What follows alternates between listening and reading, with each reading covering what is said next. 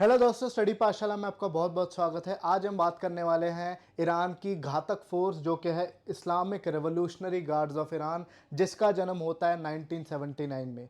ये जो फोर्स है वो काफ़ी न्यूज़ में रहती है क्योंकि इनका इन्वॉल्वमेंट है वो काफ़ी जगह पाया गया है। आजकल इसराइल और ईरान के बीच में काफ़ी तनातनी चल रही है, जिसमें आज ही इसराइल ने तेहरान पे हमला भी किया है उनकी मिलिट्री फैसिलिटीज़ के ऊपर।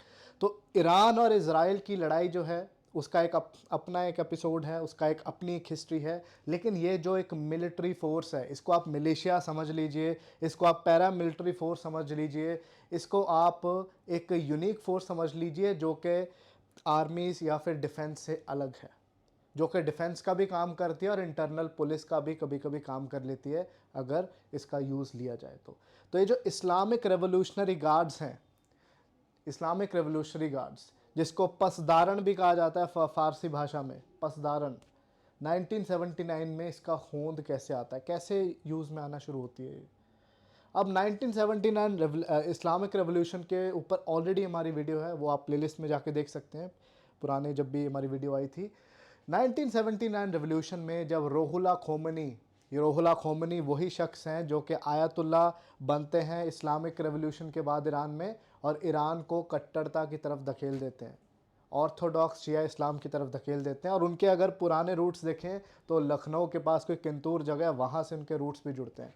तो आयतुल्ला जो पहले थे उनका इंडियन कनेक्शन भी आप यहाँ पे देख सकते हैं। अब जब इस्लामिक रेवोल्यूशन लाना था तो आयतुल्ला बिल्कुल ये मेक श्योर करना चाहते थे कि उनका जो रेवोल्यूशन है उसको कोई सैबोटाज ना कर ले, उसको कोई इस तरीके से अटैक ना कर ले कि वो ख़त्म हो जाए। ऐसा ना हो कि 2-3 साल बाद कोई और कू हो जाए, मिलिट्री कू हो जाए, या फिर वेस्टर्न पावर्स फिर से उनको ओवर पावर कर लें। तो वो मेक श्योर करना चाहते थे कि जितने भी मिलिट्री ग्रुप्स, जितने भी आप मिलिशियाज कह सकते हैं, वो लड़ाकू कह सकते हैं, जो कि अलग अलग ग्रुप्स उस टाइम पे बने थे 1979 पे, जो कि रेवोल्यूशन को बचाने का काम यहाँ पे कर रहे थे। वो उस तरीके के ग्रुप चाहते थे, एक ग्रुप चाहते थे जो रेवोल्यूशन के प्रति हमेशा वफादार रहे, जो कि आयतुल्ला के प्रति हमेशा वफादार रहे। उनकी वफादारी ईरान के पब्लिक की तरफ नहीं है, अगर देखा जाए तो वो है टुवर्ड्स द इस्लामिक रिजीम, जो कि आयतुल्ला की, जो कि सुप्रीम लीडर हैं ईरान के। अभी अली खामेनेई जी हैं, इससे पहले रोहुल्ला खोमेनी थे। तो रोहुल्ला खोमेनी जी ने क्या किया, ऐसी एक फोर्स को बनाया जो कि article 150 of the Iranian constitution में उसको अलग से दर्जा भी दिया हुआ है। So this is the Islamic revolutionary guard core, जो कि आजकल बहुत न्यूज़ में रहती है ड्यू टू इट्स एक्टिविटीज़। आपने एक टर्म शायद सुनी हो, that is the proxy war. Israel को घेरने की जो तैयारी इन्होंने बहुत पहले से की है, लेबनान में डिस्टर्बेंस जो क्रिएट की है, हिजबुल्ला को वहाँ पे इंस्टॉल करके, हमास की हेल्प करके, हूथीज़ को यमन में लाके, इस्लामिक जिहाद एक और टेररिस्ट ऑर्गेनाइजेशन है उनको सपोर्ट करके, इनके पीछे सपोर्ट करने वाली जो एक प्राइमरी मिलिशिया फोर्स है वो है इस्लामिक रेवोल्यूशनरी गार्ड कोर। और आप यकीन नहीं मानेंगे यहाँ पे कि इवन ये ऐसी एक आर्मी है, ऐसी देश की आर्मी है जिसको टेरर ग्रुप कहा जाता है by many countries. Saudi Arab, USA, Bahrain जैसी कंट्रीज टेररिस्ट ग्रुप्स मानती हैं, टेररिस्ट एक ग्रुप मानती हैं इसको, इस्लामिक रेवोल्यूशनरी गार्ड कोर को। तो यहाँ पे आप शख्स देख रहे हैं, ही इज़ मेहदी बजरगान, जो कि पहले प्राइम मिनिस्टर बनते हैं, जो कि रोहुल्ला खोमेनी जिनको खुद अपॉइंट करते हैं। उस टाइम पे कोई पार्लियामेंट नहीं था।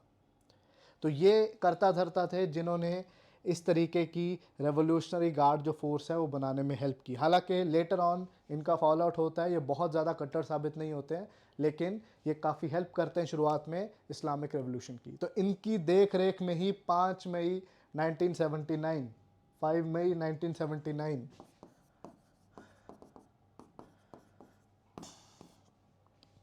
को ये फोर्स बनाई जाती है। बड़ी इंपॉर्टेंट फोर्स है ईरान के लिए। ईरान की अगर हिस्ट्री की बात करें तो ईरान में बहुत बड़े बड़े एम्पायर्स रहे हैं। सफ़ाविद डायनेस्टी की बात कर चुके हैं, जो कि मुगल्स के बिल्कुल पैरेलल चली थी। उनका बहुत बड़ा एक इन्फ्लुएंस था एशिया के बहुत बड़े हिस्से पे। तो ईरान एक बहुत बड़ी कल्चरल पावर रही है, पॉलिटिकल पावर रही है पास्ट में।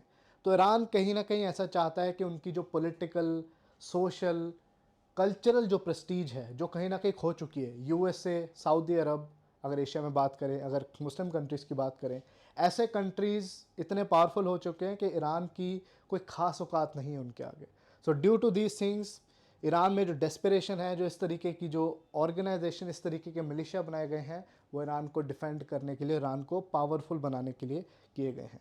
अब ईरान एक शिया कंट्री है, तो बहुत सारे जो मुस्लिम सुन्नी कंट्रीज़ हैं वो इनको प्रॉपरली रिकग्नाइज नहीं करते as a friend. I mean recognise करते हैं बट फ्रेंड नहीं मानते, अलाई नहीं मानते। और सऊदी अरेबिया की पॉलिटिक्स की वजह से ईरान को आइसोलेट भी किया गया है। ईरान के पास भी ऑयल फील्ड्स हैं, काफ़ी पावर है अगर मुस्लिम वर्ल्ड की देखा जाए, बट फिर भी मुस्लिम वर्ल्ड का हेड जो है वो एक सुन्नी कंट्री है, दैट इज़ सऊदी अरेबिया, जो कि यूएस का भी अलाई है। अब जो शिया कंट्रीज़ हैं, ये दुनिया में 4 ही हैं जो मेजॉरिटी में है। ये चीज़ आपको याद रखनी होगी शिया कंट्रीज़ की जब हम बात करते हैं। पहला है ईरान, जो कि हेड है पूरे शिया वर्ल्ड का, जिसमें जो आयतुल्लाह हैं, जो सुप्रीम लीडर हैं, पूरी दुनिया के शियास के लिए एक, हम कह सकते हैं, बहुत ही रिवियर्ड फिगर हैं, बहुत ही उनके लिए एक आदरणीय फिगर हैं। ठीक है। इराक है जहाँ पे मेजॉरिटी शियास हैं। ये 2 मेन कंट्रीज़ हैं। उसके बाद अज़रबैजान एंड बहरीन, ये 4 देश हैं जो कि शिया मेजॉरिटी हैं। डैट इज़ वाई ईरान पूरे मुस्लिम वर्ल्ड में अपनी लीडरशिप कहीं ना कहीं कायम नहीं कर पाता है। और ईरान के और यूएसए के साथ नहीं बनने के कारण ये वेस्टर्न वर्ल्ड से भी काफ़ी आइसोलेट हो रखा है और सैंक्शंस की निगरानी में भी है।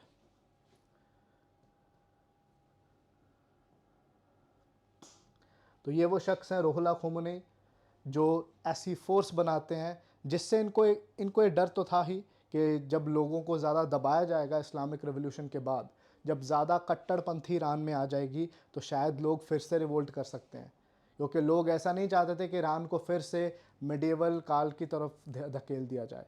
सो he wanted to make sure कि हमेशा एक ऐसी सेना उनके पास रहे जो कि उनको हमेशा बचाती रहे, और वो आर्मी के अलावा होनी चाहिए, आर्मी से अलग होनी चाहिए। इनकी आर्मी को बोला जाता है अर्तश। अगर हम इनकी आर्मी की टर्म की बात करें, दैट इज़ नोन एज अर्तश। सो जो IRGC है वो इनकी अर्तश से अलग है, लेकिन फिर भी इनकी आर्मी का पार्ट है एज पर दी आर्टिकल 150 जिसकी हमने बात की थी। तो this is what you have to remember कि ये दुनिया की ऐसी फोर्स है जो कि एक पॉलिटिकल सोच, एक रिलीजियो पॉलिटिकल सोच से जुड़ी हुई है। वो फोर्स जो है वो देश के लिए नहीं है, मतलब देश के लिए है लेकिन देश में जो हुक्मरान है, जो आयतुल्ला है, जो ऑर्थोडॉक्स शिया इस्लाम का जो वर्जन है, वो उसको बचाने का काम करती है। अगर इसका पैरेलल देखें तो शायद इसका एक ही पैरेलल यहाँ पे प्रोमिनेंट पैरेलल आता है, that is the People's Liberation Army, PLA, जो कि चाइना की फोर्स है, जो कि चाइना की नेशनलिस्ट फोर्स तो है, लेकिन वो आंसरेबल किसको है, वो किसकी फोर्स है, कम्युनिस्ट पार्टी की फोर्स है, क्योंकि कम्युनिस्ट पार्टी की ही एक पार्टी है जो कि चाइना में एक्चुअली एग्जिस्ट करती है।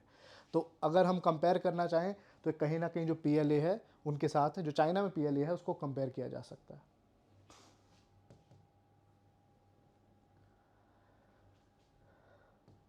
अब ये एक ऐसी यूनिक फोर्स है जो कि आर्मी के अलावा है, जैसे हमने बात की है, जिसके अपने अलग अलग विंग हैं। क्या आप मान सकते हो कि एक ऐसा मिलिशिया, एक ऐसा पैरामिलिट्री फोर्स जिसकी औकात हम कह सकते हैं वो शायद आर्मी से भी ज़्यादा, मेन डिफेंस से भी ज़्यादा है।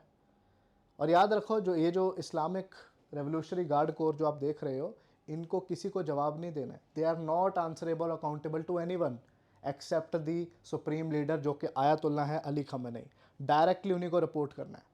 तो आप ये कह सकते हो कि आयतुल्लाह साहब की ही फौज है, लेकिन इसके भी अपने अपने विंग्स हैं। ऐसा नहीं है कि एक ही फौज है। 1.25 लाख 1.25 लाख अगर हम बात करें, स्ट्रॉन्ग फोर्स है।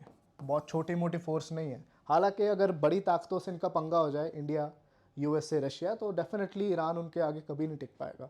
लेकिन इज़राइल कंपैरेटिवली बहुत छोटा कंट्री है और मुस्लिम वर्ल्ड में अपनी डोमिनेंस बनाने के लिए अगर इनके ऊपर से कभी सैंक्शंस हटते हैं, ये फोर्स काफ़ी इंपॉर्टेंट काम कर सकती है। 1.25 लाख की फोर्स है इनके पास और इसके 5 विंग्स हैं। इनके पास अपनी एयरफोर्स है, इनके पास अपनी आर्मी है, इनके पास अपनी नेवी है। उसके अलावा इनके पास एक वॉलंटियर फोर्स भी है जिसको बसीज बोला जाता है। बसीज, बसीज मीन्स के जो भी वक्त आने पर यहाँ पे आईआरजीसी का पार्ट बनना चाहता है, ईरान को बचाने का काम करना चाहता है, वो इसका पार्ट बन सकते हैं। तो मतलब कि ये एक रिज़र्व सेना की तरह काम कर सकती है। तो यू कैन से कि ये इतना सफिस्टिकेटेड सेना हो चुकी है कि इसके 5 हिस्से हो चुके हैं, 5 इसके विंग्स बन चुके हैं। और आखिरी की जिसकी हम बात करने वाले हैं वो सबसे इंटरेस्टिंग है।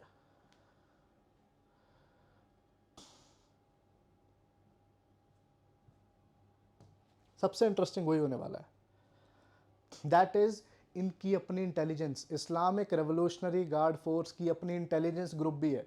ऐसा इंटेलिजेंस ग्रुप जो कि देश के अंदर, ईरान के अंदर भी काम करता है और काफ़ी बाहर भी काम करता है, फॉरेन सॉइल्स पे भी काम करता है। वहाँ पे जितने प्रॉक्सीज की हमने बात की थी, हमास, हिजबुल्ला, इस्लामिक जिहाद, हूथीस, उनको सपोर्ट करने की बात करता है, जिसका नाम है Quds force, QUDS, Quds force.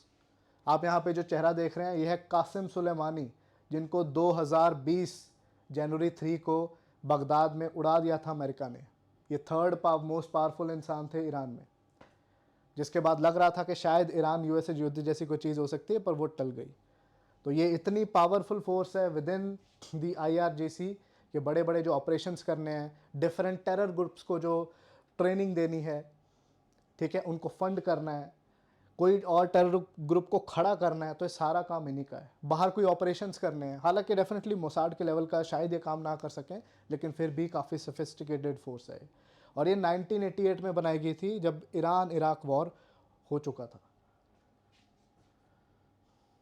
तो यू कैन सी कि ये जो मिलिशिया है वो अपने लेवल पे अगर देखा जाए, अभी तक ईरान न्यूक्लियर पावर नहीं बना है, बनेगा नहीं बनेगा again it is a matter जो कि फ्यूचर के लिए छोड़ देना चाहिए, लेकिन फिर भी काफ़ी सोफिस्टिकेटेड पावर्स ईरान डेवलप कर चुका है, जो USA का तो शायद ना डराए, लेकिन इसराइल को डराने के लिए या फिर इसराइल को तंग करने के लिए काफ़ी पर्याप्त पर्याप्त है।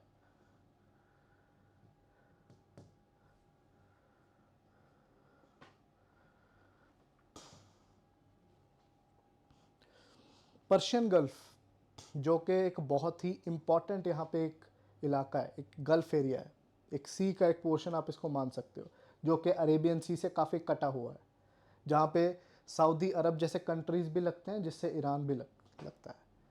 तो IRGC जो कि इस्लामिक रेवोल्यूशनरी गार्ड कोर है, उन्हीं की जिम्मेदारी है पूरे पर्शियन गल्फ़ को गार्ड करना और ईरान का इंटरेस्ट यहाँ पे सेफ रखना।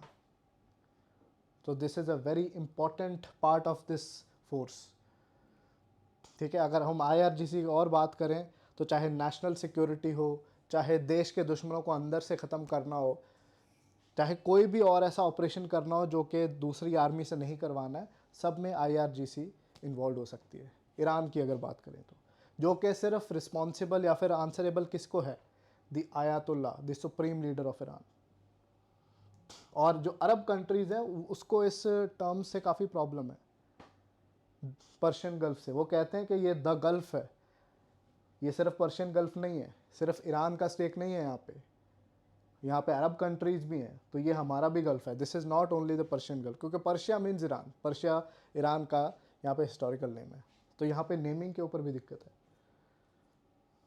तो इस तरीके से अपने एरिया में काफ़ी डोमिनेंस बनाने की कोशिश हमेशा रहती है ईरान की, हालांकि अभी तक वो सऊदी के लेवल की डोमिनेंस नहीं बना पाया, लेकिन जिस तरीके से इजराइल से वो लड़ रहा है और अपेरेंटली यहाँ पे मुस्लिम वर्ल्ड को डिफेंड करने की कोशिश कर रहा है और हमास हिजबुल्ला के हाथ यहाँ पे काफ़ी मजबूत कर रहा है, इसकी दावेदारी फ्यूचर में काफ़ी बढ़ने वाली है ईरान की, काफ़ी स्ट्रॉन्ग इसकी जो है दावेदारी होने वाली है।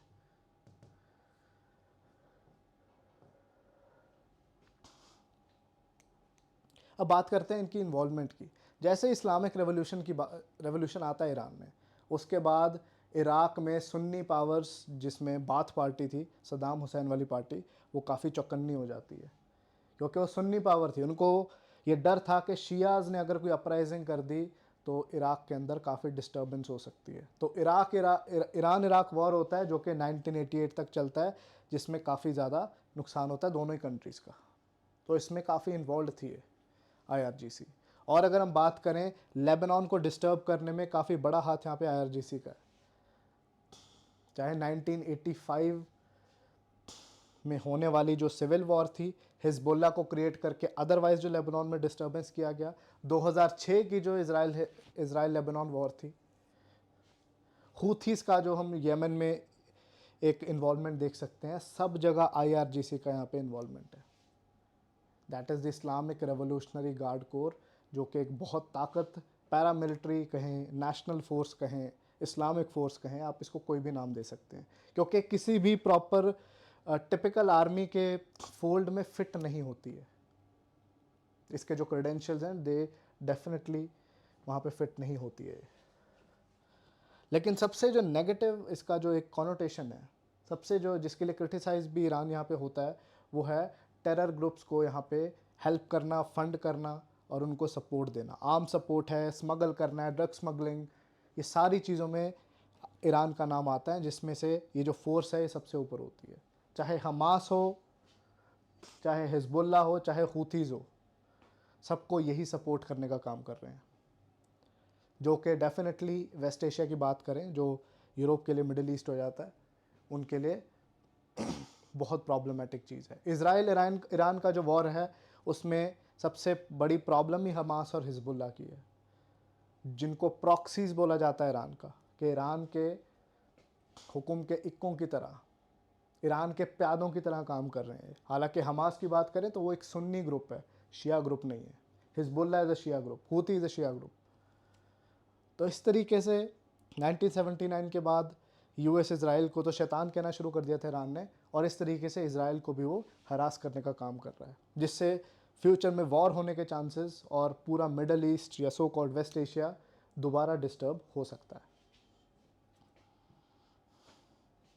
और अब जहाँ तक की बात है ईरान वर्सेस इज़राइल की, इज़राइल जो कि US बैकिंग के साथ यहाँ पे ईरान के कैपेबिलिटीज़ को डिस्ट्रॉय करना चाहता है, हो सकता है फ्यूचर में न्यूक्लियर फैसिलिटीज़ या ऑयल रिफाइनरीज पे भी अटैक हो, तो उसमें देखना होगा कि IRGC का रोल कितना इंपॉर्टेंट रहता है, किस हद तक ईरान यहाँ पर रेजिस्ट कर पाएगा, किस हद तक इज़राइल रेजिस्ट कर पाएगा, क्योंकि इज़राइल एक छोटा देश है, पॉपुलेशन काफ़ी कम है, और ईरान उनके कंपैरिजन में काफ़ी बड़ा देश है। तो IRGC का इन्वॉल्वमेंट, उनकी पावर, उनकी रियल स्ट्रेंथ यहाँ पे टेस्ट हो रही है, अभी भी हो रही है अगर बात करें, क्योंकि ये जो कॉन्फ्लिक्ट है अभी भी जारी है। So this is all about the IRGC, जो कि रेवोल्यूशनरी गार्ड कोर है, जो कि ईरान की स्टील फ्रेम आजकल बना हुआ है। कब तक बना रहेगा, कब तक आयतुल्ला जो हैं सुप्रीम लीडर हैं उनका राज रहेगा ईरान के ऊपर, ये सवाल हैं जो कि फ्यूचर के लिए बने हुए हैं। सो अगले वीडियो में हम फिर से हाजिर होंगे डिफरेंट हिस्टोरिकल एनालिसिस लेके। चैनल को लाइक करें, शेयर करें, सब्सक्राइब करें चैनल को। जय हिंद।